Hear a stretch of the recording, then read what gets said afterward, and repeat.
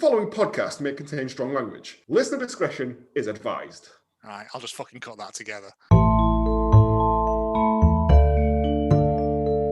Good morning, good afternoon, and good evening, and welcome to episode 13 of the Hallmark of Greatness podcast. A podcast dedicated to highlighting the beauty of all the Hallmark, Lifetime, straight-to-TV movies that don't get the admiration they fully deserve. I'm Anthony Burke, and with me as always are these two fine gentlemen of Verona. He's just returned from a non-stop 900-mile cycle over 3 days. It's Joe Higgins. Oh, my thighs, my poor chafed thighs. And he's going door to door informing neighbours of his addition to a register after picking this week's film. It's Craig Lowe. Hey, listen, we all watched it. We're all on that register now. Yeah, but you're super on it. You're like top of the list. Yay! You're chief of the register. If you'd like to keep up to date with all things Hallmark of Greatness, you can follow the show on Twitter at Hallmark of Great, Instagram at Hallmark of Greatness, or if you'd like to keep up to date with, or if you'd like to get in touch with any recommendations or thoughts or anything you think we may have missed, you can email the show at hallmarkofgreatness@gmail.com. We're also on Facebook. Just search for Hallmark of Greatness. And we Yes, I figured out how to do the fun little thing so that it comes up now. So that's a nice thing, isn't it? Hi, guys. Hiya. Hi. That definitely didn't take me 3 takes. No. Consummate professional, mate. I mean, like you hadn't even done your homework and just changed the script ever slightly now. No. Swear to God, I hate you. Not as much as this film. Yay. I mean, I think I hated this the most out of everything we've ever done, ever. Like you said before, I would rather watch just anything we've ever done. 94 Christmas Wishes than this. Yeah. I think you're forgetting how bad 48 Christmas Wishes was. And this made us forget how bad it was. At least it had a plot. Yeah, there is that. Yeah, at least it was like, here's a beginning, a middle, and an end. They might not make sense, but at least they're there. Go on, what was it called? Breaking Legs.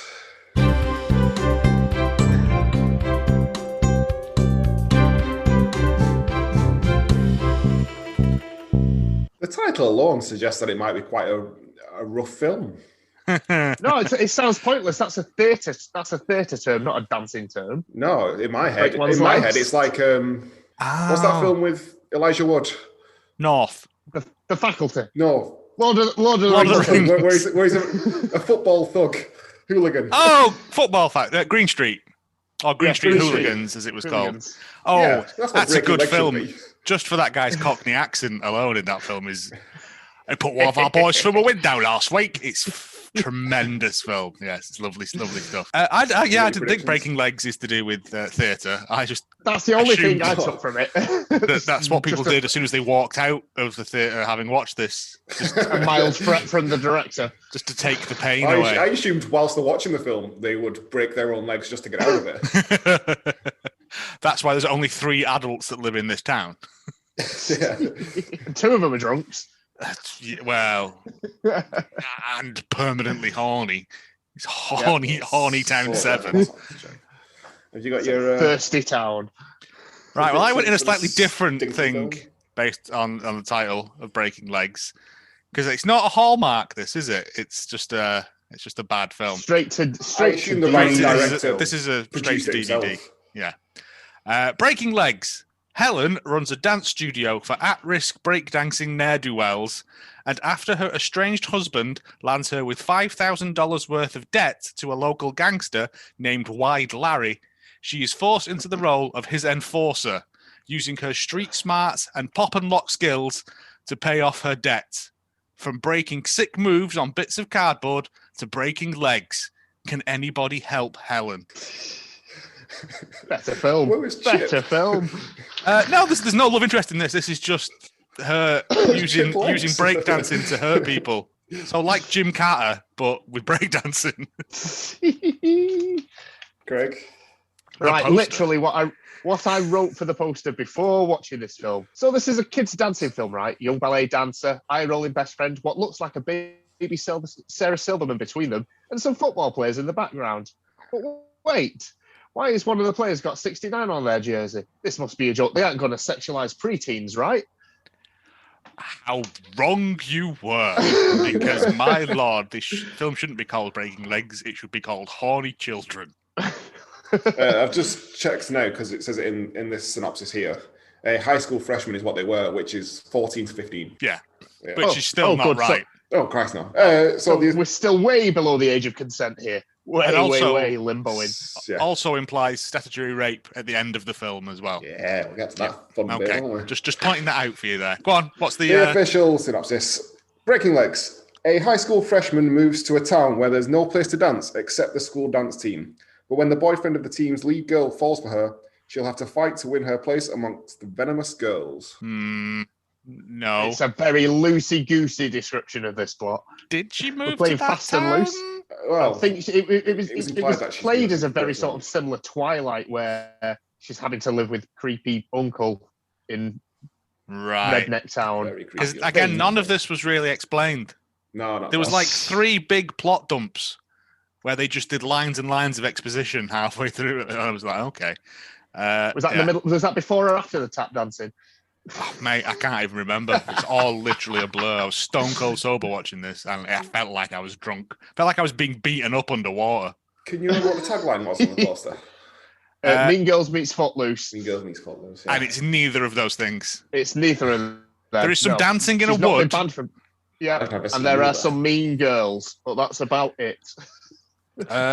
Here is the trailer. It's a short one. Okay. Why do you want to be a team dancer, hon? I just want to move. Then move out.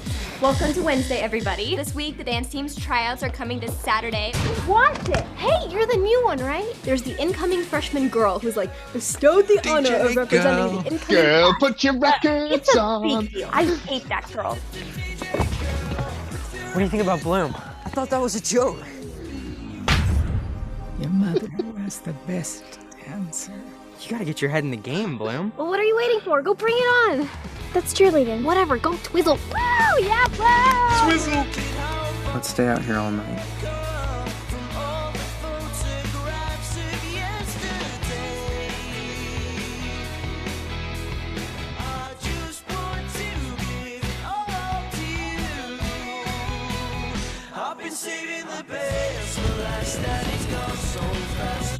That was just a teeny sample. I like it. Go out with me. No.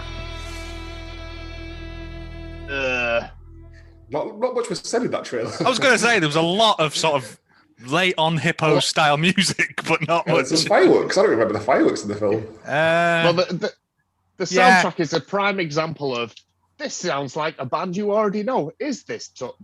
No, it's a sound alike. No, I have got some of the song titles written down because I had the subtitles on while it was on. The DJ girl. And it was just like, oh, it's Kevin Smith with his hit song, Woo Nets. And you're like, I don't know this song. Am I supposed to know this song? Because there was one bit I thought that was like a piece of music I've heard in another film where they were dancing. I think when she was twatting about in the forest. I think there was some piano piece there that I have heard in another film. There was, yeah, but I'm presuming that was like a classical piece that was in public domain. Yeah, they're not paid for that, no. Oh, Christ, no. Breaking Legs. From the most dramatic music ever for UFO films. Corn, UFOs, and I thought, all right, this could be all right. Opening shot, a nun. A nun. As soon as a nun appeared, you thought this isn't gonna be. It's fine. She's allowed to sit there with her headphones on in class. Yeah. She's got cold ears. She's got cold ears. No, she tells the kid to turn the music off. Well, by turning her iPod off with her special Jesus pencil. I know. It had a separately. Little Jesus topper on it. That's fun, isn't it? Yeah. I don't even know what to do. I don't even know what the nun's problem is. She's just a nun. Nuns are always repressed, aren't they, in films? They just stop young people having fun. I've got to be honest, I really struggle to make notes on this film. I've got 3 pages, and I'm going to burn this book afterwards. The next thing I've got, it just says, kids dancing after one puts it in an iPod into a dock. Oh, no. The nun goes to leave because something happens, and she says, don't steal, fondle, or move each other. And I was like, they're all girls. Fondle? It's like that weird Ron Perlman film. Yeah, But yes, they all do a weird dance that's not... They all do very highly synchronized choreographed. Yeah. But not great for a No, dance film. just a lot of arm waving. Sort of they're all... Cliff Richard style arm waving. It already starts weird because they're all like 13, 14-year-old girls. In Catholic schoolgirl uniforms. Yeah. Yeah. And I've literally got... This is odd. Someone's fetish film being played out. Well, it turns out the guy who wrote it also directed it, so I assume no one else wanted to touch this. No. I've got none. Jesus pencil. Steal, fondle, or move. Dancing. Nope. Do not like this film at all. Literally, my third note is director, definitely a pervert. And then I realised he was the writer as well. I wrote director, And writer, star. definitely a pervert. And Yes, he star, stars, yeah. and choreographer. Was he choreographer as well? Probably. I'm going to guess yes. That's He why wrote the he's got theme his tune, sang the theme tune. DJ Go. Girl, put your discussed it earlier, records but on. this was definitely... He asked a bunch of 18, 19-year-old people to do this film. They all turned it down because of how shoddy it is. So we just have to keep lowering the age group. But that's what I'm saying. If it was 17 and 18-year-olds, it wouldn't be so bad. No. But because they're all essentially children. Yeah. It plays out like an American Pie script. Yeah. For that age with some group. shit Like dancing. one of those American Pie Presents films where it's like everyone's brother and sister. Yes. But when that age group turned it 11. down, he didn't change the script. anything about it. Yeah. No, just kept it exactly what it was. Probably put more horn into it, to be honest. Yeah. So it just ended up being really, really, really creepy. So she wakes up in bed. Was this a dream? I took it that we was a discussed dream. it. Yeah, we discussed this earlier. I thought it was memory of her past school where she was popular, and all the friends liked her, and she was the life and soul of the dancing party at the convent. Right, because she's a miserable cow through most of the film. All of the film, she's a miserable cow. Well, there's that one bit where she makes friends with the two other normies, and then they all proceed to take the piss out of the other one. Yeah. For like a split second. Yeah, it just like the last third of the film whips along at a breakneck pace. There's a montage, one of the millions of montages in this film. So many montages of breakfast being prepared by what I assumed was her dad. Oh yeah, I thought it was a dad at the time. And he's putting that is not mentioned. No, not at all. No, nothing's mentioned. Just assume it's her dad. Mum's turns out it's her uncle, but so he puts ham in a sandwich, and then he puts a full pack of ham in the sandwich. Is that what it was? I thought it was like an empty package. Yeah. I think he wanted to put more in there, including comedy stuff. The toaster catches fire, which is not how toasters work because they automatically shut off if they get too hot. So that annoyed me. And then he piled a load of stuff onto her to go to school with. Was this her first day? Must have been. Well, again, it's never mentioned, but I assume this must be her first day at a new school. Yes, because she comes into the class and it's like, oh God, where are you going to fucking sit? Do you want to sit at the front with me? No, of course you don't. Sit at the back. Where we meet Miss Tarble. Miss Tarble, because she's Tarble. He labour that. He's proud of that, isn't he? Because that joke appears about 6 times, and she even does it to herself at one point. Right at the end, she plays on it herself. Yeah, well done, you. There's a good bit of continuity error here as well when she comes in. There's a sign on the front of the table that says Tarble, and it's coloured in felt tips. And in the longer shots, it's just an outline. So they've not, so just a fun thing that I know. Between takes, these 11-year-olds have got the felt tips. They have to do some colouring. She goes to sit down, and is he called Jake? Which one? The guy with the flat top?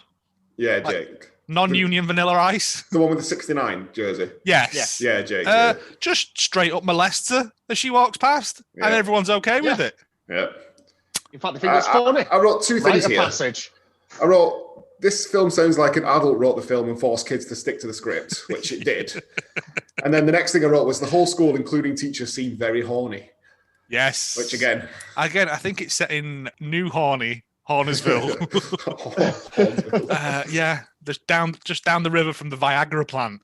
Yeah, it's just, again, weird. Everybody is permanently on it. We get a swear at this point. I think someone says shit. So that's good, Yeah, isn't there it? are a couple of swears in this, I think. Yeah. Is it a 15? No, it's a 7 like... plus or something, I think. Sort of. Yeah. I'm sure you can get away with it. It's light PG, yeah. Dimension, rape Yeah. later on. Come on. I think you can get one fuck in a PG-13 from what I can remember about American. After skinny dipping. We'll get to that. I have hundreds. She's wandering about the school all lost, and then she bumps into someone carrying what is supposed to be a bassoon case, but carrying it over her face. So it's like a big, long guitar case, but it's got a handle on it, so you would carry it like a briefcase. That's like, but for some reason she's carrying it so she can't see where she's going. And at this point, I was like, oh, God, how long's left? Comedy.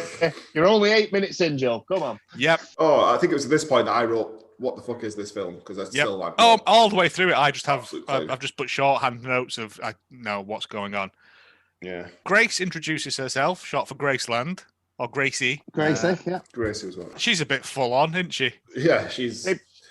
Honestly, the best part of the film, but also just... the best child actor in the film by a country mile. Oh, yeah. But she has very sort of manic energy about her. Yeah.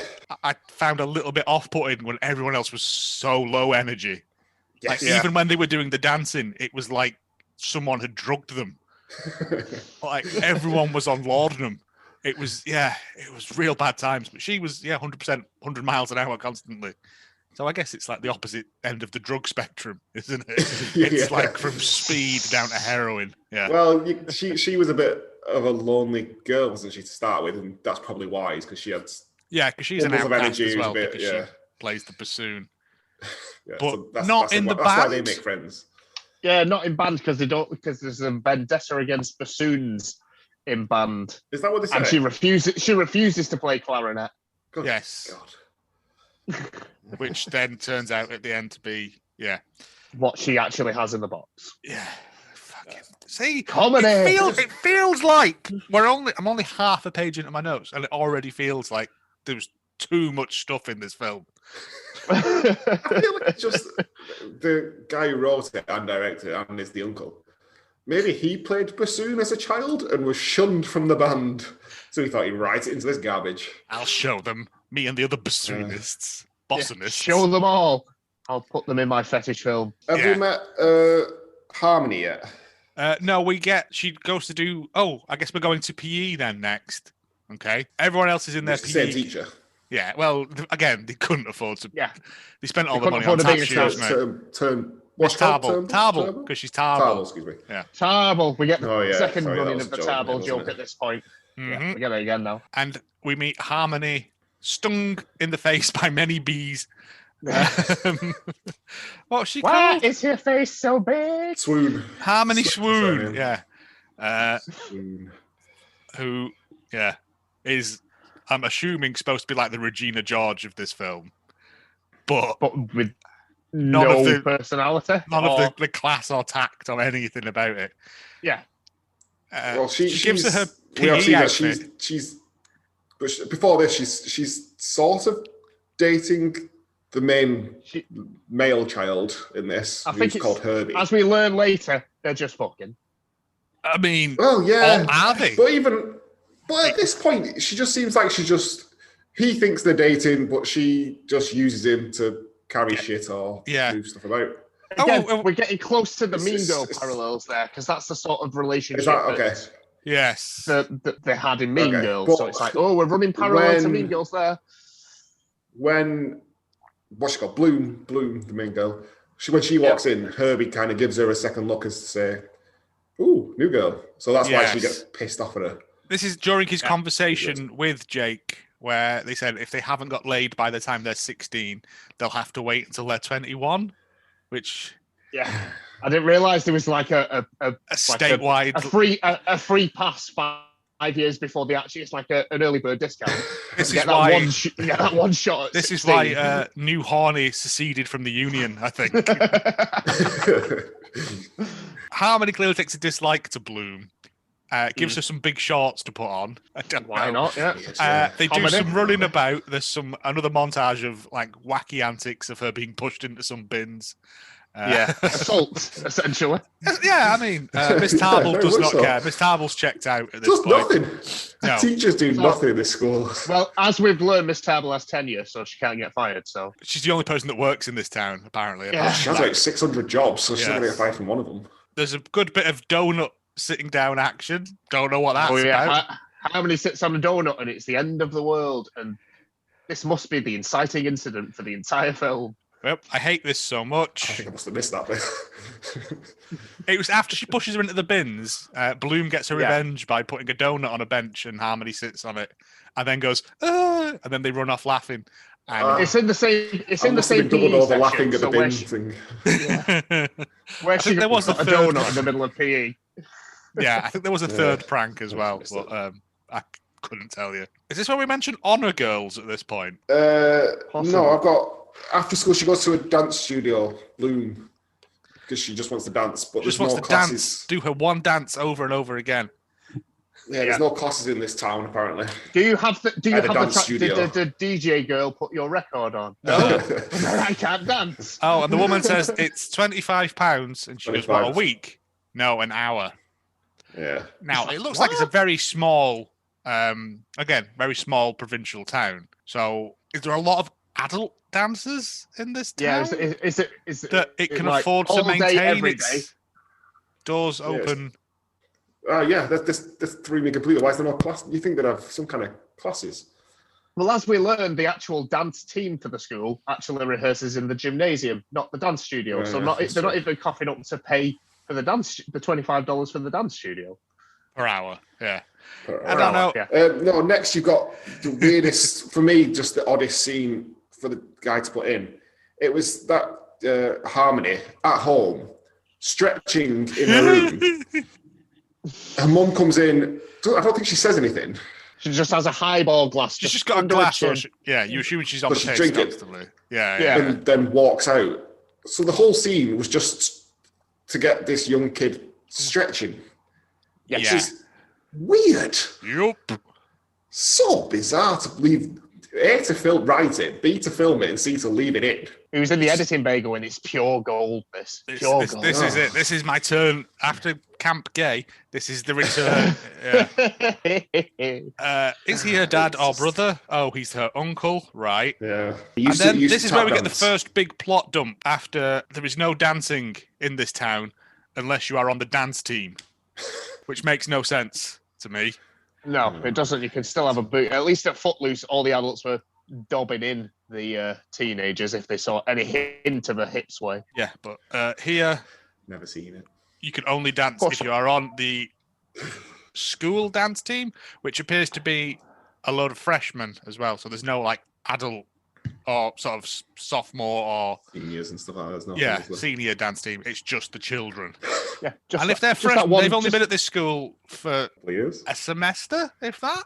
Yeah, not long. Because she says when they do the auditions later on, there will be no people being took on this semester. So there must be at least one semester. So this must be like the middle one. So Yeah, it makes no sense.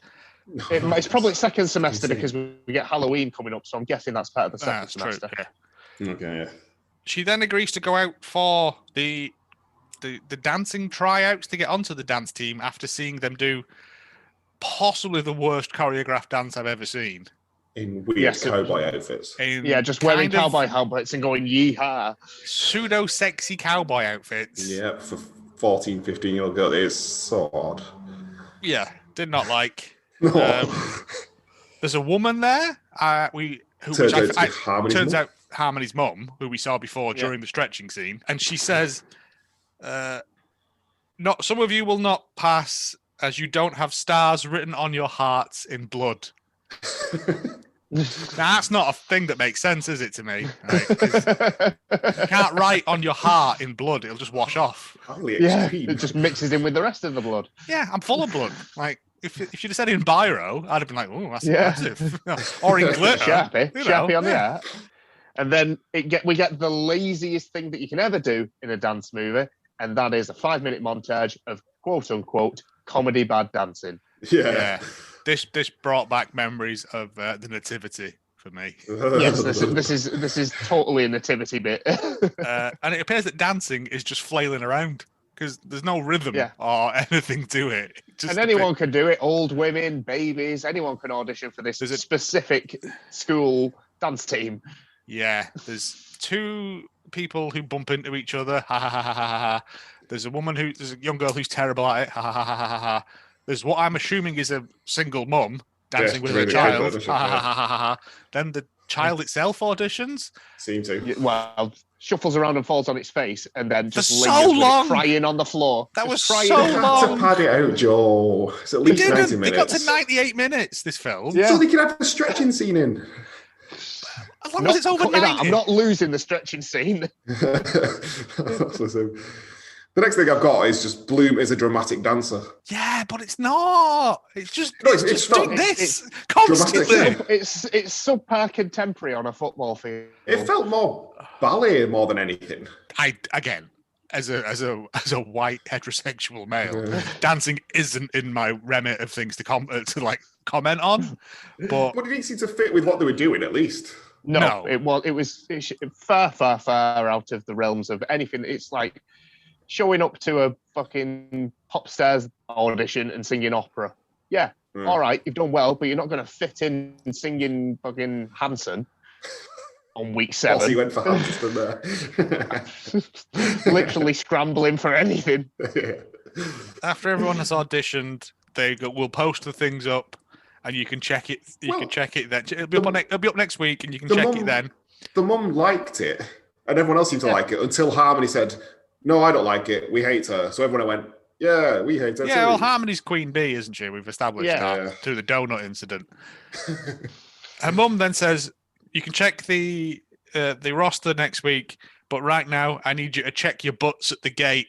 Again, I think it just felt like an idiot wrote there is so much weird lingo they're trying to choose. They keep calling each other flip in it. Because an adult wrote this for kids to do. There's a bit when we first meet whatever the young man in it's called. I've forgotten now. Which one? Herbie. Herbie. When he first meets Bloom and he says, "Oh, I'm just being a Louisiana creeper" or something. I'm like, that's not a thing anyone's ever heard of, ever. If you're going to put stuff in, at least make it things that people know what you're on about. Yeah.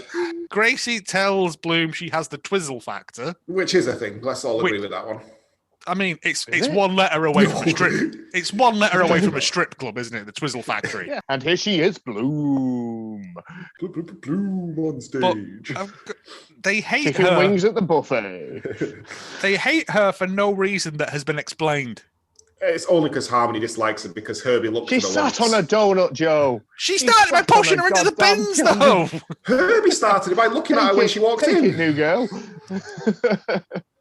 Take it, new girl. After one day, blame the boyfriend. Hazing will be done. Harmony has been stung by so many bees at this point.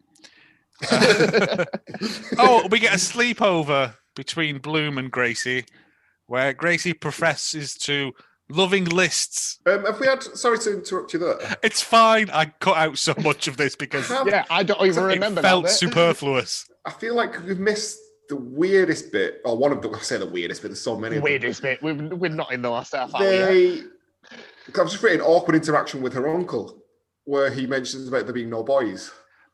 Is that here or is that later on? I'm sure that's later on. Oh, it might be. Oh no, you're right. It is. Sorry, I've got it later on. Ignore me. We'll get to that in a minute because it's god awful. Move on. Gold. Sorry, Joe. Priceless gold. You're right, Joe. It's afterwards. It's after they get yeah. caught. It's after the whole school breaking non sequitur thing. Yeah, sorry. Go to where you were. So yeah, Gracie presses to love lists, and then tells this is where the big plot dump is as well, where she explains about honor girls, which and is how almost like the prelude to becoming homecoming queen. Not so it's like the younger version. The homecoming queen servant, essentially. I believe it's like from carnival princesses and rosebuds, to put it in a northern parlance. Yeah. I mean, I've never heard of that. What's that? Local carnivals and stuff. You'll have 16 to 18-year-old girls will be like the carnival queen, and then you'll have princesses, and then the 7 to 8-year-old is rosebuds. It's just girls in communion frocks waving on back of cars, isn't it? Never heard of any of that, but okay. Really? Yeah. Okay. Must just be me. No, it is very much a Bolton thing. Yeah. I'm from Bolton. So Bloom agrees to go for this thing. No, their plan is to get Bloom to nominate. Nominate. Yeah, they're trying to get Harmony on the good side. Board. Yeah, and Gracie says they can be friends, and so she can get on the dancing team. Yeah. Gracie then says, once they've come up with this plan, Gracie goes, "That's perfecto." Don't know why. We find out Harmony's full name is Harmony Swoon, and then I've just got, for fuck's sake, Swoon and Bloom.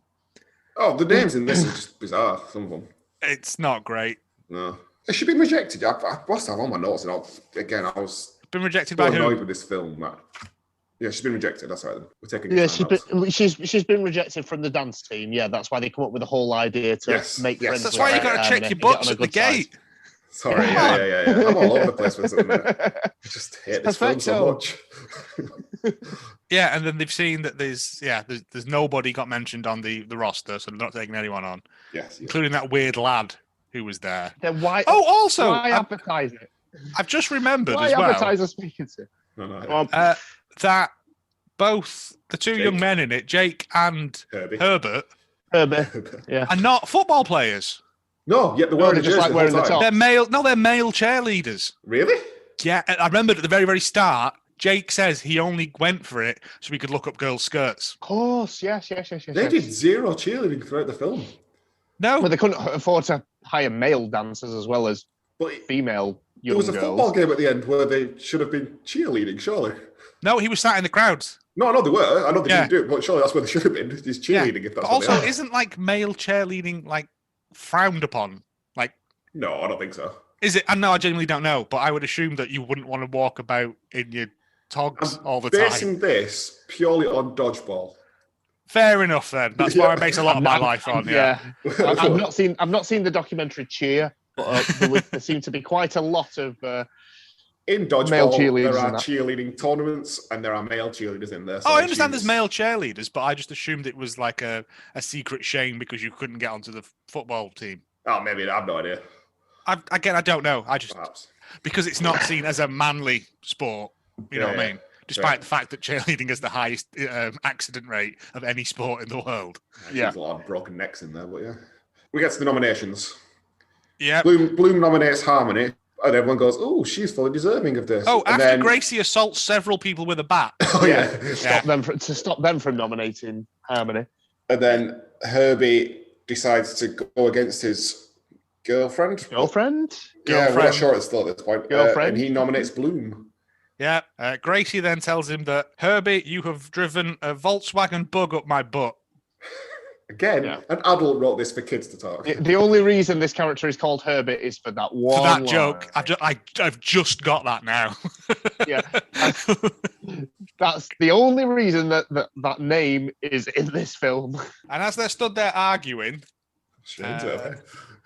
Uncle Creepy Bollocks pulls up. What was he called? He was called Dane? He was like Maine. M-A-Y-N, I believe it was spelled on the subtitles. Okay. He pulls up in a car.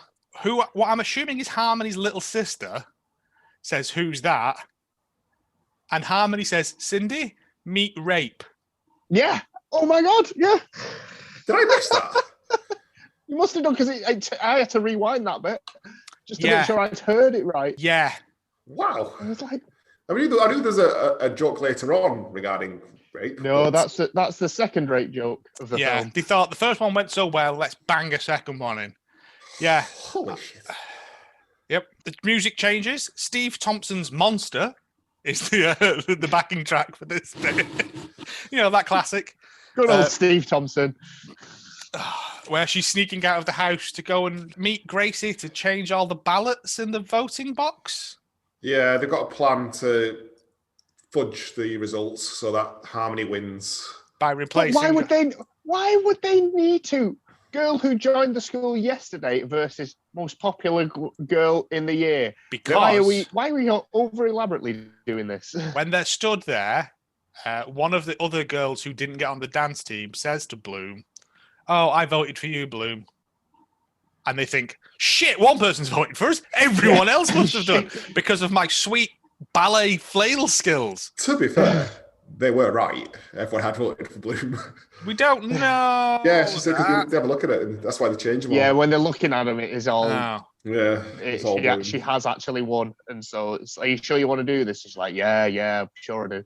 So yeah, Bloom climbs down a ladder after telling her uncle brother she's going to bed. She meets Gracie outside, who states, "I'm like the wrinkle. I disappear into the dark."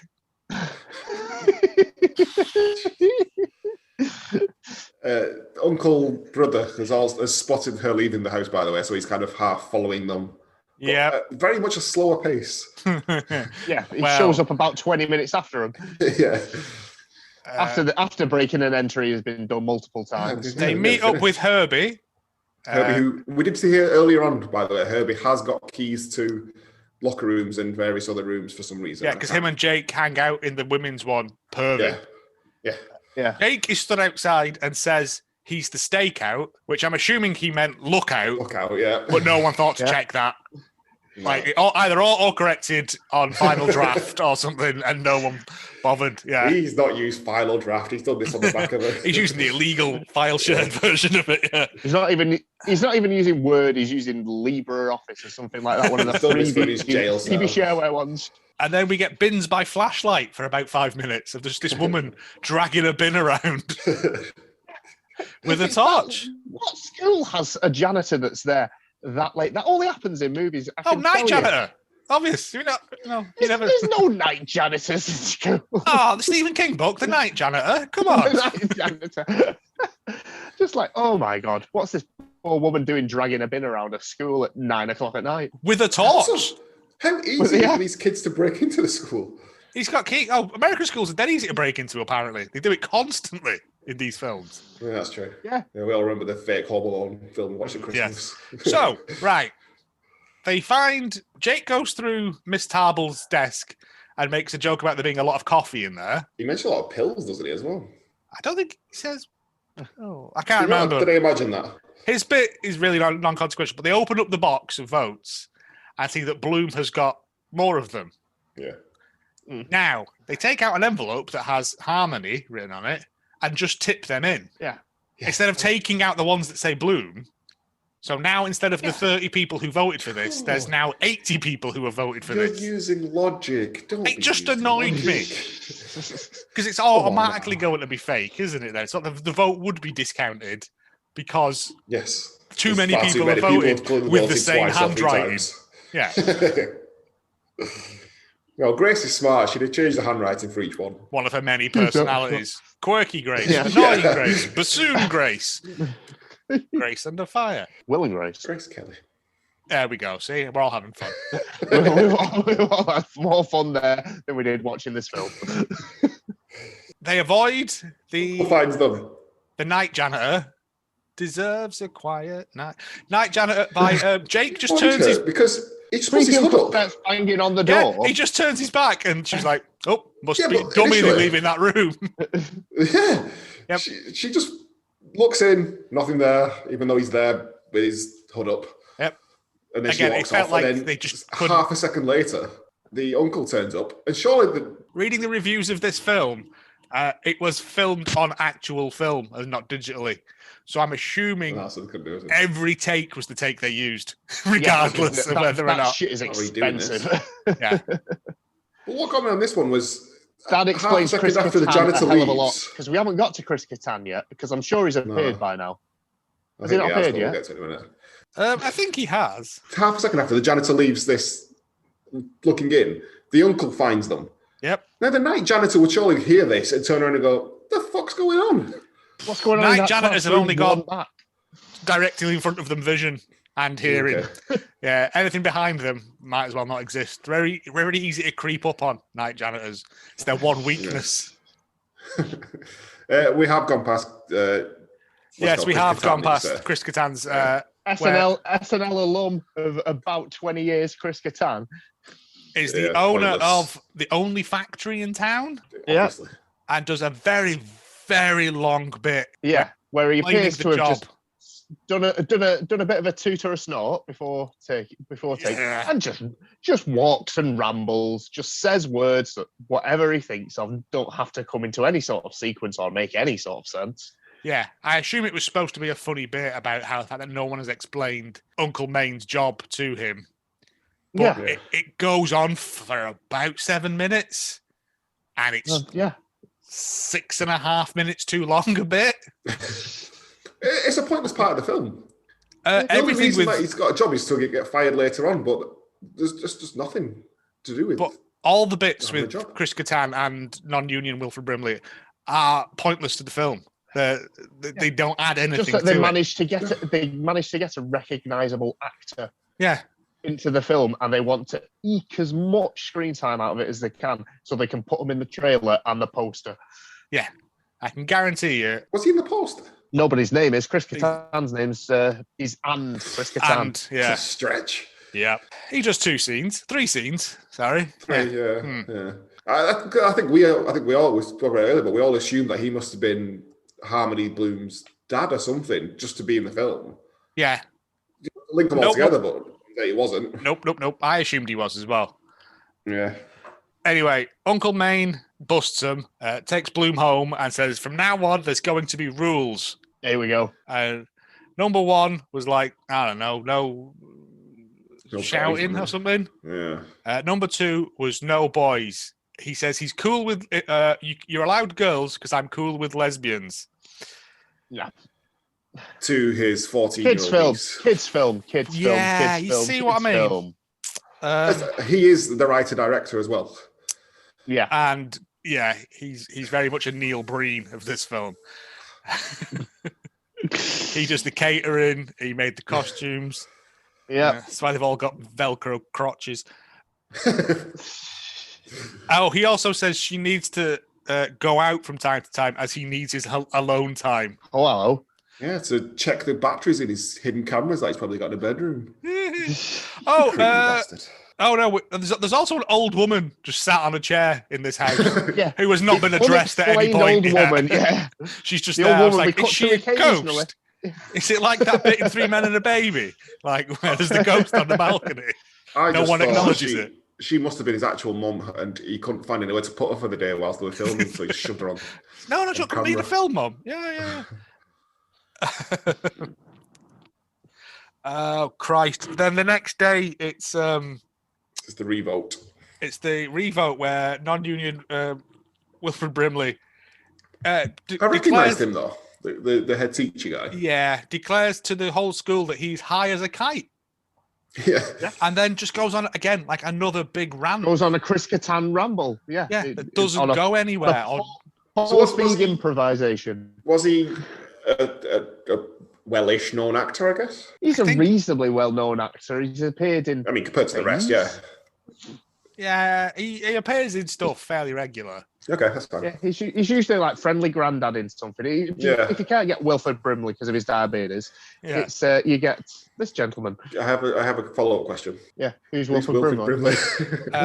Christ. Cocoon. You've not seen Cocoon. The thing. I'm going to say, unless it's in Bend It Like Beckham, Anthony's not seen it.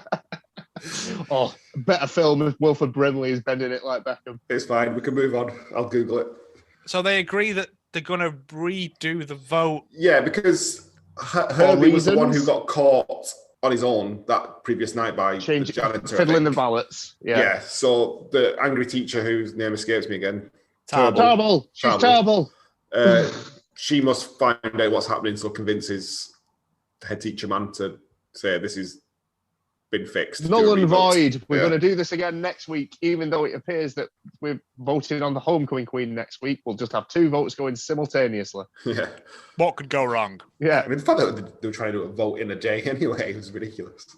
We then get a scene where Jake and Herbie are playing the classic game of run catch. This was hilarious, this bit to me. They're running towards the camera, 2 foot apart, tossing a football to each other. On a proper running track. Yeah. And they're just tossing American football back and forth. Yep. At no distance, so there's no talent or skill involved. Absolutely not. And discussing, I don't know, I'm going to say something sexy. This definitely felt like someone who didn't know sports and just told the two lads to, I don't know, do sport. Yeah, well, so they literally just lightly jogged and threw the ball to each other. After the game of run catch, all these scenes are 2 minutes too long.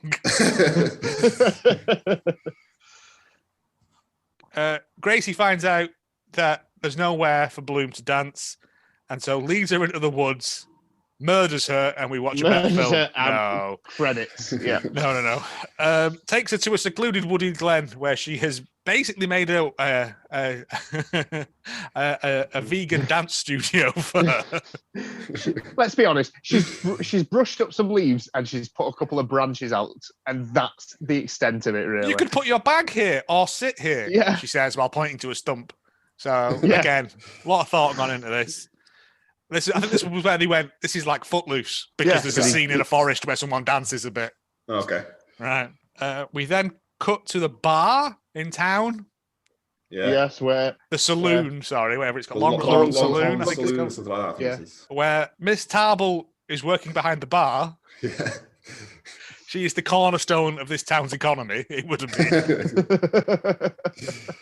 And Uncle Maine is drinking in there for some reason. For some reason, we he's turned don't into an know alcoholic. yet, Because for some reason, he's become an alcoholic. The only thing we know about him so far is that he used to tap dance, and he can't do it anymore because he requires not physio. He's got hip issues or rehabilitation. Issues. I think it was. Yeah, he needs. Yeah. So he can't do tap. He used to be on Broadway doing a tapper. Yeah, he's a tappy man. Yeah, and then sitting at the end of the bar is Harmony's mum, who we find out later is called La Swoon. La Swoon. La Swoon. Not names. Married into that name. Yeah. What, the name Lala. Well, you know. Yes, I was going to say she's the yellow one.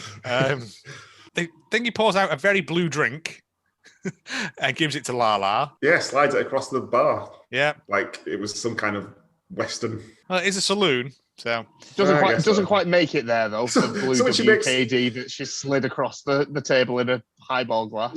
When someone orders a drink, does she go to the other side of the bar just so she can slide it to the end? I mean, I would, myself, personally. So I don't want Taffa coming in and yelling at me. That's the problem. Yeah, he's watching you. All the time, constantly. Taffa's always watching. Every bar he's like a thingy in Batman.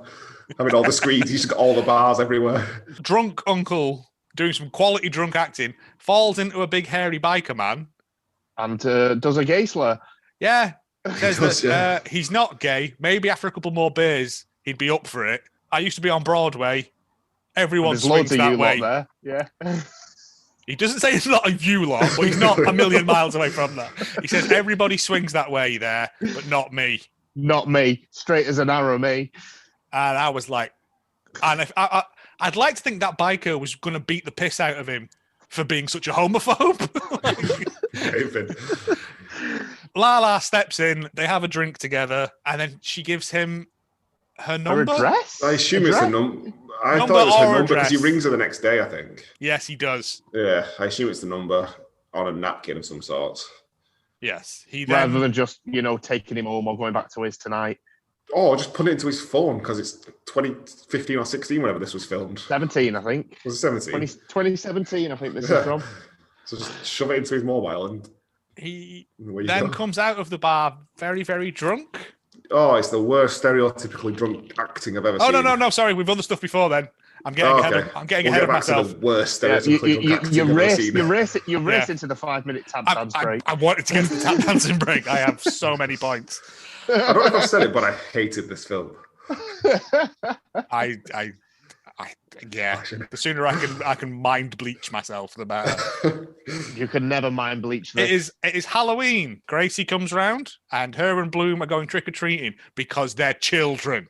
They're children, and they go trick or treating in the daylight as well, because this entire Halloween whole sequence takes place in broad daylight. Yeah, because they're trick or treating at 2:00 in the afternoon because they're children who need adult supervision. Gracie has come as the death of dreams, and Bloom, while looking a lot like Carrie, which is quite ironic considering what happened at the end. Yeah. It's apparently the medical. Oh, the American. The the demise of the American healthcare system. Something like that. And I'm like, this is a bit political for 14-year-old kids, really. This is a bit satirical for my kids film. I understand it with Grace because she's weird, but Bloom's just trying to fit in. Can I ask a question? Go on. What's Carrie? I've heard of Carrie, never seen it. It's when you lift something up and move it from one place to another, Anthony. What's the link to what she was wearing? And then at the end, you said something at the end. The end of Carrie, they pretend that she's popular. She becomes prom queen, and then they dump a load of pig's blood on her head. Okay. That's the end. That's the end of Carrie. Okay, fair enough. Which is better than what happens at the end of this film. Oh yeah. Yes. Okay, thank you. Carrie then goes mental and kills everyone. It's great. Sweet. And there's a really scary Jesus figure that melts. It's terrifying. Okay. Yeah, sorry. I'll cut that. Oh, please don't. They go to Harmony's house while trick-or-treating, and Gracie ushers the classic line, "I do love me a cul-de-sac." Oh, yeah. That made me laugh I think that bit. I'm going to get on a T-shirt. I think that'll be the first officially licensed Hallmark of Greatness T-shirt. I reckon the Gracie actor did ad-lib most of her stuff, and she's just a nut job.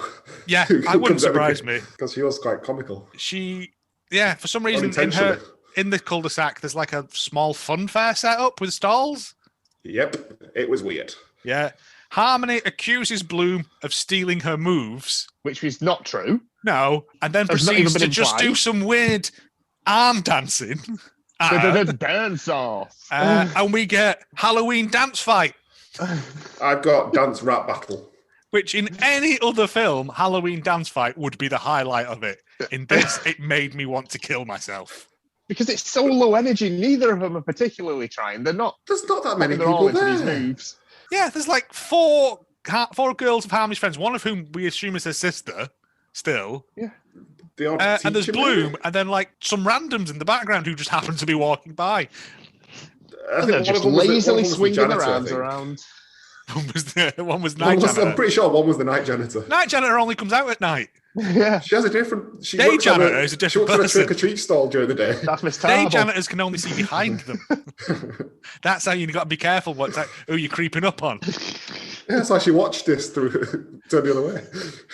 So yeah, they're doing this dance fight thing, and Bloom's getting the other hand. But to show that she's got the real chops, Harmony puts on her cowboy boots and does some line dancing, and everyone goes... Proper cowboy, but they're they were kid ones, but then they are kids, aren't they? Let's be honest. They were children's. Children in this children's She does film. some boot scooting and wins, and then Bloom goes, "Not bad for a country girl." Where's Bloom from? Because it's never been established. The only thing I can find when I was looking at it earlier is that they moved to a mountain town, it says. Yeah, I'm assuming it's somewhere in Nebraska or something. It just says mountain town. Who knows? But because she also states that she hates country music. Yeah. So somewhere Midwesty, innit? Probably. Yeah. Is this where she meets up with Herbie? And they agree to go skinny dipping? Yeah, this is on Halloween night because she ditches Gracie. Yeah, she ditches Gracie. And they go for a walk in the woods. And then all of a sudden, I stopped paying attention for 5 whole seconds. Yep. And then I turned around and all of a sudden, this 14-year-old young girl is undressing. Yeah. And I'm like, I need to stop watching this film immediately. She says, "Turn round, I don't want you to see." And I'm like, I don't want to see. No. Yeah, why is this in this film? Children's film. You didn't have to show this. It could have been implied. Why? I don't know about you guys, but at 13, 14, I did not go skinny dipping. I've never been skinny dipping in my life. Especially, I wouldn't go swimming in a lake with clothes on. There's all fish and gross shit in there, man. Yeah, so why this was put into the film I guess anyway? because that's what kids do, innit? They go swimming up at the creek. I don't know. Do they?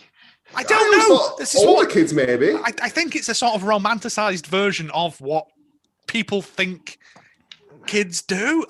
This is genuinely don't know. Another reason why I assumed it was written for 18, 19-year-olds to act, but they didn't want to do it, so we just didn't change the scripts for the 14, 15-year-olds. Again, yeah. I don't know. It was weird. They have a swim and a splash about in the water.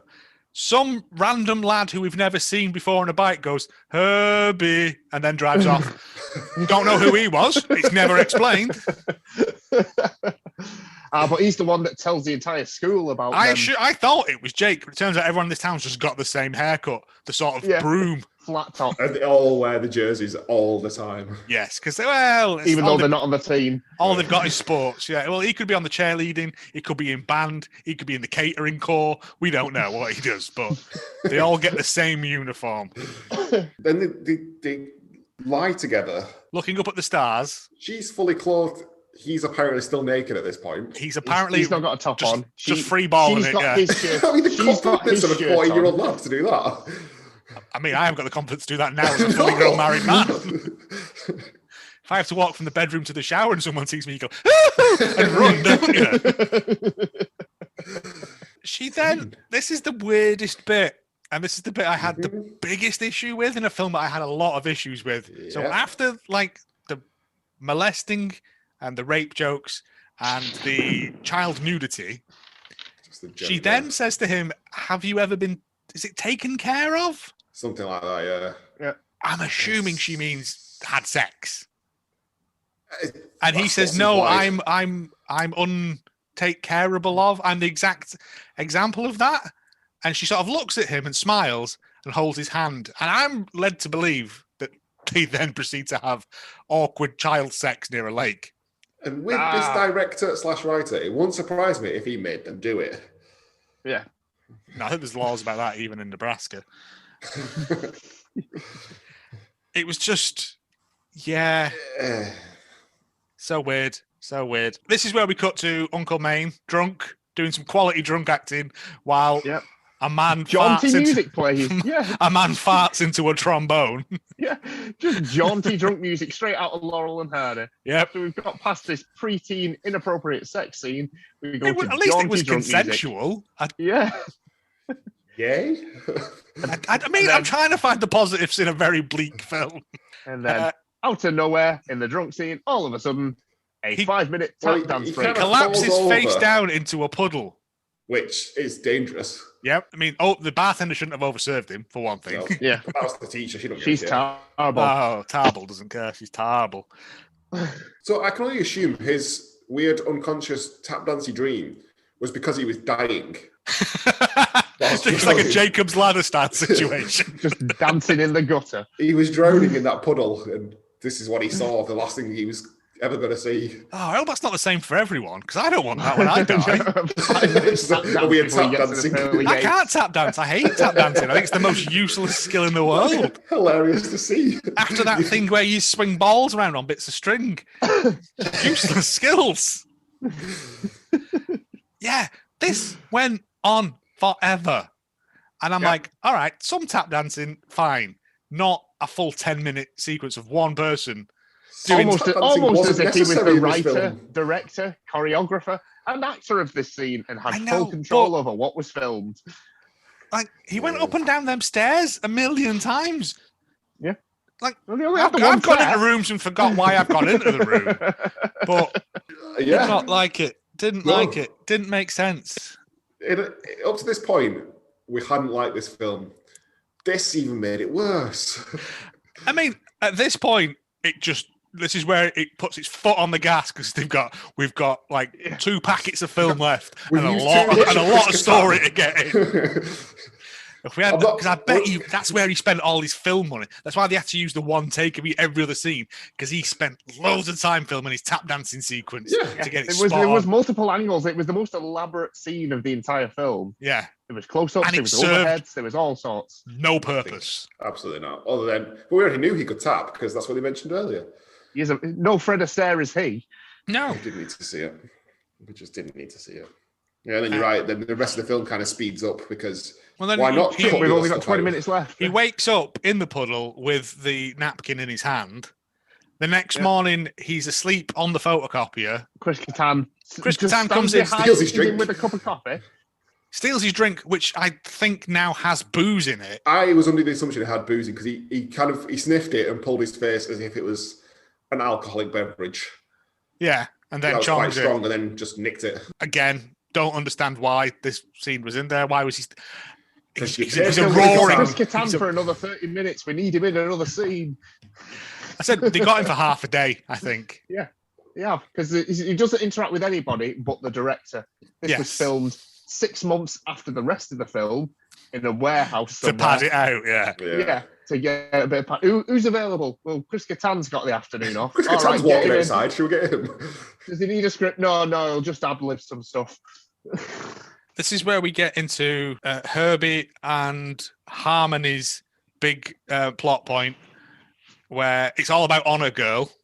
Still, like, this is the thing anyone cares about. The vote. The rest of the school's now found out that they went skinny dipping. Yes, because random mate has told the school. Yeah, Gracie's not happy about this either. I don't know why. There's a weird sequence where they're giving each other answers in a test or something. I don't know. Yeah. But Harmony says to Herbie, "I let you do things to me that I didn't let the other boys do." Yeah. Children's film. Now, I don't know what that means. Yeah. It could be, throw watermelons at her head. Or... We think we all know exactly what it means, unfortunately. So he's a liar then, Herbie? Yeah.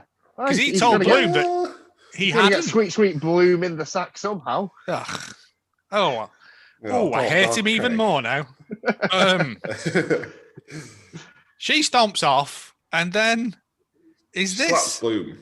Harmony. Oh, she does slap her. Yeah, and then we get the phone call. Then Bloom decides to try and actually, whereas she was trying to get Harmony to win the Honor Girl, Bloom decides that she's going to try and win it herself, and turns into a dick for about 5 minutes. Yeah, again, this 5 minutes is the only parallel to Mean Girls as well. Again. Yeah, she puts all the posters up. Yeah, Bloom putting all the posters up, but then she's also a dick to Gracie. For no particular reason. Who she calls Graceland, despite not being told not to call her that. Yeah. Grace stomps off. At this point, we have 30 minutes left because I stopped to check. It's fine. Moves along at a very brisk pace now. Yeah, there's not much more now. There's a lot of dancing going on now. Maine goes to visit Lala. That's not a sentence anyone's ever said before. She goes upstairs to check something. And we get a very long camera shot of her ass going up the stairs. Mm-hmm. And then was he dating her or something at this point? No, he was just knocking her off. Sorry, no. I mean the actor. I genuinely don't know. Like you said, she had too many scenes because it's just unnecessary. This is going to be gross. We don't see anything, but he comes out looking like she's drained his life force out of him. Is this this is where he finds the envelope for... Yes, on his way home, he finds the envelope to thingy. He pours a miniature of vodka into a glass. And I was like, if you're an alcoholic, would you buy miniatures or would you not buy like liters of it? Liters of it? You want to buy it in bulk, don't you? Well, in fact, he does do that because we get a scene with her pouring the booze down the sink where he just looks at her and shrugs later on in the film. I just assumed because he comes across like he's quite cheap and lazy. So he's just gone to a hotel and stole miniatures. Could well be. You might have nicked them out of Lala's house. That's true as well. Yeah, he could have done that. So he hands her the letter for the dance academy she applied for. She doesn't get in. Well, she's on the waiting list. And then there's another montage. Oh, sorry. The line that she says before the two children have sex near the pond is, "Have you ever been dealt with?" And he says, I'm not the sort of person that anyone would want to deal with. Yeah. Wink. And then is that implying? As he lies there naked. Is that implying that they fucked? Yeah. We cut back to Chris Kattan again, where he's trying to fire him, and he says the word "nice" about 6,000 times. Nice? Am I too nice? You're drinking on the job. You're nice. I'm nice. What's happening? Nice. And it feels like gone for a whiz at this point. It's a conversation that he was having with himself, and they just put reaction shots of the director in because, again, adds nothing to it. We assume he gets fired. Yeah, it's not explicitly said. I think Bloom says, "Did you get fired?" Of course you did. You're a dirty dick alcoholic. Yes. I think that's as close to an explanation as we get. Another scene of Harmony kicking and screaming on the bed. While her mum, Lala Swoon, which is where we find out her name, phones up someone and says, something about my daughter. Turns out she's phoned Herbie's dad, who we've never met before. No. He comes home. He says, "I've had a phone call about you." Herbie does like the slowest underwater runaway. Yeah. Low energy the legs runaway. keep going. While his dad chases him and then proceeds to beat the living piss out of him. Oh, it's comes out of nowhere. Yeah. It was the biggest shock I think I've had watching any of these films was Herbie falling over, and I thought his dad would just pick him up and go, "What have you been doing with this girl?" No. Herbie falls over, and his dad just pulls his arms back. Yeah. Mortal Kombat punches him. Yeah. It was outrageous.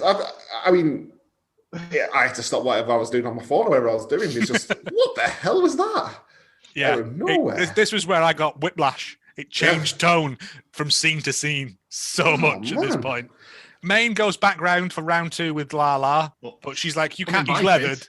He's leathered. Uninvited this time. I noticed, she's like, "You can't be here." Sorry, he also, again, just in my head that he's the writer-director, he also managed to work in a scene where he falls onto Harmony. Yeah, right into this scene. Yeah. Yep. Again, okay. He falls into the house drunk, and then we find out that Lala's husband is this random dude and not Chris Lala's Kattan. married. We didn't know she was married. I think it was sort of implied that she was having an affair with him. But again, in hindsight, I sort of picked up on it now. Okay. And he gets punched twice. Yeah, he does. Because, I don't know. This is the punching section of the film. Yeah, it's like 30 seconds worth where there's a lot of punches thrown. And that's it.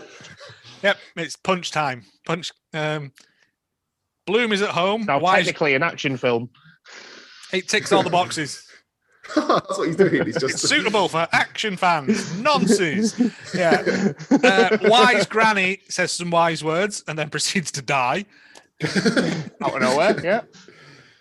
I think Bloom and Thingy have a fight because Bloom's... Go on. She says she'll be out of here soon in an argument with him. With Uncle. Do they ever mention where? I think she was going to go to the drama school. Yeah, she's got this drama school that she's applying for. She also says, "Throw me in a well and call me Jessica." Jessica! I don't know why, but there we go. You've never heard that saying? I mean, only in this film, in the context of this film. Back to the school. Zach is he called Zach? No. What was he called? Jake. He's trying to chat up women, and they literally, like, collectively as a group of women, shame him. Yeah. Closest to a musical this film comes. With what he refers to, unironically, as a rape cheer. Yeah. They just rape cheered me. Yep. Yeah. Kids film. Bloom is getting changed in a separate building for some reason because she's fucking special. Oh, it looks like it's homecoming anyway. It's a football game. Yeah, I think it is homecoming is what that is. And then, so it sounds like they're going to bring out all the potential nominees of everything. Homecoming nominees. I mean, why not at this point? Why not?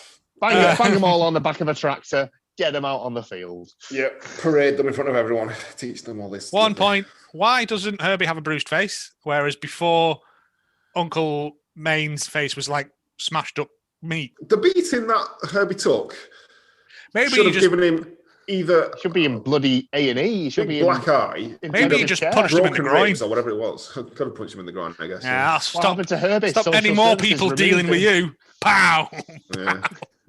Pounding him in the dealers. He then locks Bloom in a room. Well, he's overheard with a spoon in June. Herbie's overheard Harmony and friend Cindy, her sister. Some kind of plan. And rather than telling Bloom, watch out when you get out there. There's a plan to like mess with you. Just let me explain. Yeah. But he doesn't even try at this point. He just locks her in the locker room. Locks her in the room. Fire safety be damned. No. Well, there's a poster on the wall for Abstinence Club, where we are all just friends on the wall, which is good, isn't it? God Lord. Harmony realizes something's wrong. They've loaded up a big bucket full of shite onto this wagon that's bringing them out onto the field because at this point we're moving along at a breakneck pace The with rest no of the thought people- given to plot points or pacing or I think anything. the rest of the people on that trailer were all from like a Disney attraction. Because What, they did not Ugly do anything else Bumpkin other than Ride? sit and smile and wave. Yeah, just They I did think they were the nothing other else. contestants. I think one of those was on a boy. One of them was on a man. One of them was on a matapia. Yeah. It's good that you're right. But also, if that's the best this school can do in terms of attractive people, then God help them. Not only are they down the river from the Viagra factory, but they're right near Chernobyl as well. Because they were some mutant-looking kids. They both get off this thing and do a dance for no reason. Harmony's let... Harmony comes and Bloom releases yeah. the Bloom from the room. in June. Yes, then they're both on the back of this trailer. Both on the back of this wagon. She fails to see or smell this massive bucket full of pig shit. Because one girl is at the front just holding it, trying to keep it steady. No question as to what are you doing with that. They go off in the middle of this field. Bloom takes the lower half of her skirt off and dances about in like a leotard. Harmony joins in. They do like some badly synchronized dance moves. DJ girl, put your DJ girl records plays again, on. which I'm going to see. I might see if I can put some of that on at the end. Because that's got to be copyright free, hasn't it? Surely that's the reason why no they one's used claiming it, so, that. Yeah, they do this dance. Harmony sort of admits defeat over the dancing skills, but And then goes, just ha dumps a ha. bucket of shit on her. A bucket of shit gets dumped onto her, and then her and There's a Cindy. full-on crowd at this event, by the way. Oh yeah. Yeah. Who do nothing. At one point as well, when Grace hands Jake that bucket of popcorn, I swear to God, I thought he was going to put his knob in the bottom of it. Yeah. Just the way he looked at it, and I was like, "Oh, don't!" Proper American Pie style. Yeah, like again, if you're 18, it's fun, raunchy comedy. At 14, it's disturbing. Yeah. They then wrap her for about 5 minutes in bog roll, a very toilet long paper, time. yeah. Yeah, just listen. Harmony and friend. Oh, you said Cindy. might be a sister. What's she called? Cindy. Cindy. Yeah. She's the only other. She's the only other person Named in the cast that has a name. Yeah, all the others are just called Dancer. Yes, Well, why was she even there? Because the other people on that were nominees for Homecoming, Honor Girl. We and think, or it might be Most Improved Mutant. We don't know, do we? Ceremonial pig shit holder. Yeah. So they're wrapping Bloom in. They're wrapping Bloom in dog shit, and then they go, "Yeah, you might be better at dancing, but you're still a piece of shit." Everyone laughs, despite the fact they're a clear football field away and no one's mic'd up. So she would have had to scream that for anyone to have heard it. Bloom runs off, Covered in shit. covered in shit. I think Grace toilet goes to paper. find her as well. Yeah, and then Miss- for some Miss- reason, Miss La Tarble- swoons there as well. Miss Tarble has brought a plinth and microphone onto the field at this point. La Swoon turns up first and just announces that her daughter's won Honor Girl purely because she's the only one left standing. It's not. It's That's not Honor a Girl Survivor rules, isn't it? situation. Yeah. That's when Tarble turns up and goes. Yeah, Tarble has brought. No. Tarble has brought. A plinth and a microphone, and he's like, "No, there was a vote. Do you not remember?" Yeah. So all this you dancing lost. thing was irrelevant because Yeah. you could have just got off and farted about on a space hopper if that was your special talent. It makes no sense. She then calls a child a loser and says she'll always be a loser, and you've got a big puffy face, and the rest of you mutants get off my field. Gracie goes to find who they haven't cleaned her off before they put her in the car. They've just sat her in the car, pig shit and all. They will be changing. I've been putting towels there everywhere. Yeah. Just thank God before you get in. I know you're upset. Can you but get in the boot? Gracie forgives her, even though like she was horrible. Bloom was Yeah. horrible to her. Yeah. But, so that sets a good precedent for their relationship going forward. Yeah. Granny dies. God, he dies. Granny's dead. We're at a funeral which everyone seems to be at because Herbie's there, Grace is there, and a few other people are there. They walk away from this, Maine and Bloom. They walk down the street and do some weird back and forth. I didn't really care. My actual wording here is someone leaving or staying? I don't know. I have no idea what's happening. It was very, very confusing. They then return home where Jake, Gracie, and Herbie have wrapped some crepe paper around a pagoda. And that's exactly what you need after a funeral. I mean, I bet she still stinks of shit, to be honest. Yay! Andy's out of spit his drink out. And then her and Herbie do a kiss in front of everyone while they're watching, while her uncle's watching. Like that. Smell her hair. It's so weird. Okay, and then surprise. Jake asks out Gracie. She says no. He says for $1,000, and she goes, no. No. And then we cut to credits. Not forgetting though that at the end of this film there is a weird Breakfast Club style what Pseudo they did John next. Hughes, yeah. What order? Should we do them in like light-hearted to tragic or just randomly? Light-hearted to tragic. Okay, we'll start with Gracie. So there's a picture of Gracie with her. Oh, her homecoming book is upside down. So that's fun. That's a fun joke. Yeah. In the picture, Gracie's dreams of becoming a nationally recognized bassoon player fell through when she realized she'd been playing the clarinet all this time. Oh, hilarity. Which doesn't make any sense because she said that there was a vendetta against bassoon players, and yet she was playing. So they just clearly don't like her. Yes. Yeah. The rest of the band. And she's an idiot. Herbie's locker room key was confiscated, and he was dropped from the team, whatever team he was on. In the end, he realized party planning was his calling, but he needed Gracie to do all the work, so that flopped. He took up boxing and kicked his dad's ass. That's a whirlwind, isn't it? Yep. Bloom went on to become a spokesperson for a leading brand of heavy-duty shampoo because everyone in the world saw her getting shit thrown at her. So she bought her own dance studio and charges the dance team $25 an hour. Again, petty, really. It's not went on to be like it's in the Bolshoi or anything. Right. Yeah. What? A leading brand of heavy-duty shampoo? What? It just made no sense to me. No. Jake realized he was going about meeting girls all wrong, so he gave up on high school girls and focused his efforts on Mrs. Swoon. That worked out. The 14-year-old kid. Yep. Statutory. And the mother. Yep. Harmony refocused her affections on Mr. Archie. Who's Mr. Archie? Who's Mr. Archie? I had to Google this. No one was called Mr. Archie. Who had a thing for hot wax? No idea. Victory was finally hers at the Longhorn Saloon's weekly go-go dance contest, winning much critical aplomb and the proud eye of Mrs. Swoon. Isn't go-go dancing topless? Yes. What? Yeah, I don't want to do this anymore. I've reached. That's fucking tip. No, I'm not doing the rest of them. I've had enough.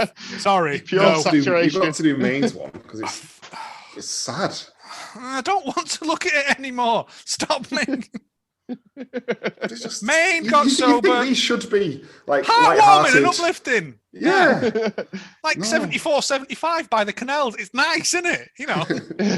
Just do Maine's. Maine got sober and took up gambling, falling prey to the seedy world of dance competitions. He got into a dirty hoofers circle, whatever that means, and soon lost his shirt. He was never heard from again. What the fuck is that? He got dirty hoofed. Tarble was put on bed rest for exhaustion. The doctor cited her many occupations as a latent maniacal tendency to a lot of coffee in her system. Lala Swoon eventually met a traveling salesman, but that didn't work out. Then she met a trapeze artist from the circus, which broke her other arm. Then she met Jake, and then presumably went to prison. And that is breaking legs. And I hate everyone who voted for this. I'd just like to point out of 10, I gave this a 0.1. I'm going -1. I could possibly give it. I'm going to go. What's the lowest I've ever given anything? Joe, you gave a 2 to a Valentine's match. 1. 1 is. DJ Girl is a good song. DJ Girl, put your records on. I should give this at least a 5. 2.3. 2.3. I'm sending the police to check your hard drive. 3.4. That's got to be lowest ever. Oh, hell yeah. Yeah. Fucking. That was embarrassing. What a great film that was. It made me angry watching it. And I apologise to everyone listening because I've been angry doing this. Because I hated this film. Yeah, you're not the only one. No. It's just.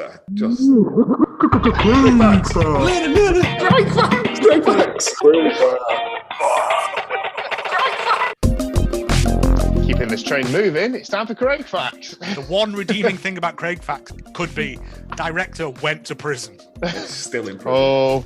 But no. Oh, okay. Christ.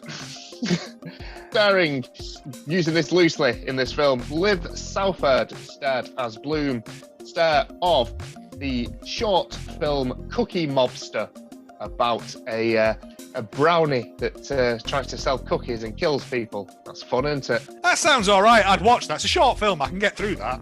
Yeah. Star of the other short, The Curse of the Unkissable Kid, which was heavily involved with the same writer and director of this. Nope. Move on. And she was also a contestant on The Gong Show in 2017. On the what show, sorry?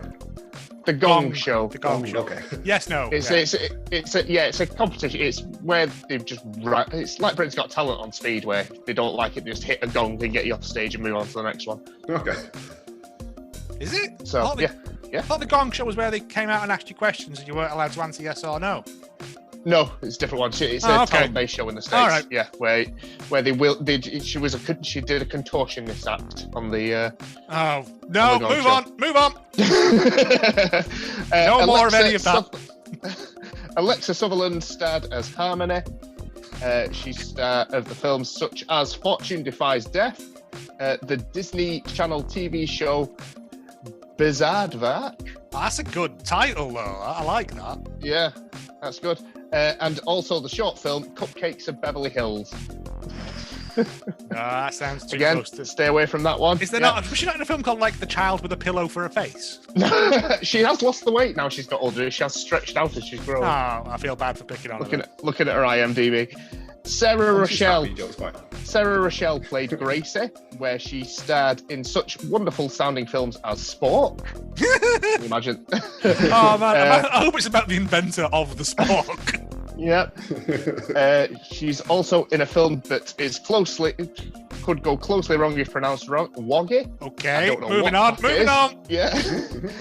And she's also the star of Amy Winehouse: Fallen Star, where she plays a young Amy Winehouse. I was going to say she's got a look about her, hasn't she? Yeah.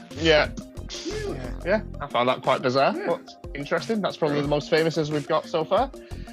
Just as a side note, Lala was played by Lee Merriweather, who's more famously known as playing Catwoman in the 1966 Batman movie. Yeah, I know Lee Merriweather. Really? There you go. So, another famous actress in this film slumming it. How did he get... Oh. Don't know. But it explains the gratuitous ass shot going up the stairs. Yeah, okay. And why he got to have pretend sex with her. Yeah. Yep. This film was written, directed, choreographed, edited, starring Mark Machillo, who is the better known as the director of the aforementioned Gay Camp, which we will never touch with a 10-foot barge pole. Nope. Also something where he was the writer, director, editor of called The Merriment of Katie Huckabee, which sounds like a Victorian porno. He was the production assistant. Are you sure he's not in jail? I think he was the reason for the Me Too movement. Yeah, this might explain it. He was production assistant on Showgirls. He just developed a taste for it there, did he? Yeah, and he was also director's assistant on Moulin Rouge. Oh, okay. Well, I can sort of see the link between those two, but then to jump from that to this. Craziness. Again, I can only hope that he wrote this for older. You older people. You've got to hold on to the dream, haven't they? Yep. I assume that was his legal defence. And even though this is the lowest rated film we have ever watched, we are going into a new territory with awards section. As this film won multiple awards. Was it in the Mark Michello Awards? This film won Best Feature at the Grand Rapids Film Festival. It won the Bronze Telly at the Telly Awards. Again, made up awards. It was the jury winner for Best Comedy at the Universal Film Festival. Probably not that. Fuck off. It won the Best Young Artist Award in the 14 to 21 brackets at the Young Artist Awards. Another made-up award ceremony? Like, not being horrible, but are all these awards, like, for daft kids? Like, people who've been kicked in the head by a horse and stuff? Absolute nonsense. Best comedy? Yeah. Who voted on that? People who like Mrs. Brown's Boys. The cast, I would imagine the cast of Broken Legs. Yeah, that's true. And right, it's like the Dundies. Yeah. So it's just given by the big guy. There you go. The only other fun little tidbit that I've got in here that would be of any interest to you two is that Maria Dallas, who played Miss Tarble, has recently appeared in an episode of Brooklyn Nine-Nine. She? She sure has. Well, that could be fun. We can hunt that down later, can't we? I mean, Chris Kattan was in How I Met Your Mother. Yeah, but this appears very much in the cocaine and then death part of someone's career. Yeah. Yes, it really does. And thus ends Craig Facts for another week. Yay. Joe's review. Right. Now, the thing with these reviews this week is there's a lot of 10s and a lot of 1s. So I'm going to read... Perverts and the rest of us. Well, there is one very perverted one, which I'm going to save. But this is the first time I've ever come across someone who's written a 2-part review responding to themselves. So this is a 1 out of 10, Waste of Time, by CT Hera 27, February 2019. I wanted to like this movie. I really did. But it's not good at all. The story and the acting, the two things that make a movie, were not there. The story was boring and predictable and dumb. Too many plots and people and no explanations, and it rambled on until I couldn't take any more and turned it off without caring what happened. And the acting, well, it wasn't good. Don't waste your time on this one. And then he responds to himself later on, the same month, one more thing. The high reviews here have to have come from relatives of the people in this movie. No sane person would give this movie a 10. And to be fair, he's not wrong, because having read these reviews, they all seem kind of similar in their structure and stuff. So it's either, I'm guessing, the dancers that are in it. Yeah. A 10 out of 10. Excellent in every way. By Steve 98011 in May 2017. This movie really deserved some kind of theatrical release, possibly in a porno theatre. It was so well written. What? Sorry, I can't even read this without. It was so well written, directed, and acted. Well, this is the director, isn't it? Review, yeah. That it's a shame it went direct to home viewing only. After the screenplay, to me, casting is the most important part of a movie. This is him, isn't it? If you have the wrong people in the parts, it could really ruin the film. But here, everyone was perfect for their parts. What I really liked was real teenagers playing teenagers, not 20 or 30-somethings you find in so many movies and TV shows. I loved the soundtrack. The soundtrack was all right, to be honest. My favourite 2 performances were William Leon's and Liv Southard's. I'm assuming that was DJ girl. that was Herbie and Liv and Bloom, weren't it? They have really good chemistry together. No, they don't. I really liked Mark Marcello, also the director and screenwriter and writer of this review, as the uncle. He dances really good too. I also loved Aaron Landon as the comedic relief of. He just loved everyone as relief of this movie. This movie gets very serious at times. Yeah. It was a really good touch in writing that part, and again, great casting. Now, I mean, you see what I mean? Like that's far too. No. That's a paid review. No. The last one in the Todd sandwich, and then I'll take you on to the new pervert award.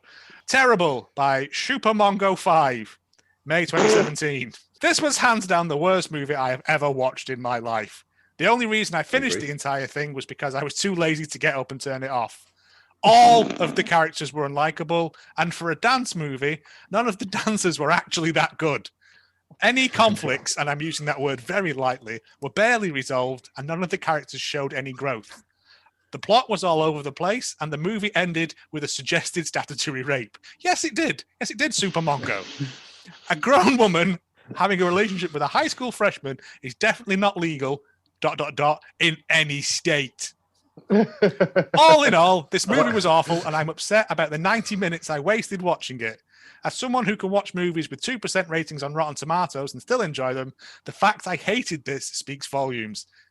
My only positive note was that this movie is, in fact, the actors are young enough to play 15-year-olds and aren't 25-year-olds playing high schoolers. So, like, he's fine with that part of it. Yeah.